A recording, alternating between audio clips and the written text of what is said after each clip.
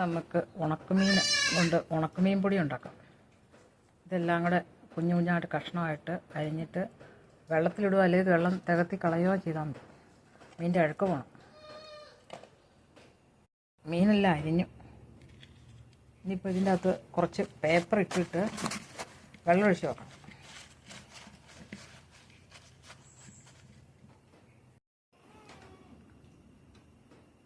രണ്ട് മണിക്ക് ഇരിക്കട്ടെ. എന്നിട്ട് നമുക്ക് ബാക്കി പണി തുടങ്ങാം. മീൻ നല്ലപോലെ കഴുകിയിട്ട് ഇച്ചിരി വെള്ളം ഒഴിച്ച് തീയെ വെക്കുക. ഇത് തിളച്ച് കഴിയുമ്പോൾ ഊറ്റിക്കളയണം.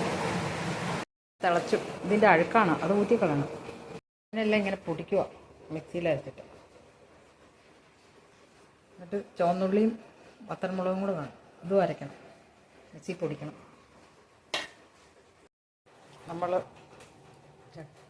പാത്രം തീയ വെച്ചു, എണ്ണ ഒഴിച്ചു, കടുകിടാം. മീൻ പൊടിച്ചത്, മുളകും ഉള്ളിയും കൂടെ പൊടിച്ചത്, മുളകും ഉള്ളിയും മുളകും ഉള്ളിയും കരിയാപ്പിലയും കൂടെ ഇടാം. ഇത് മൂത്തു, മീനിടാം.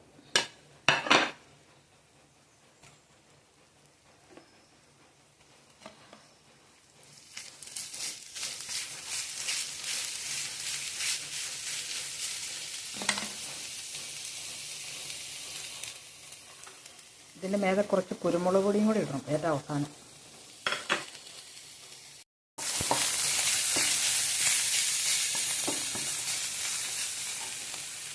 ഇതിൻ്റെ മേലെ കുറച്ച് കുരുമുളക് പൊടി.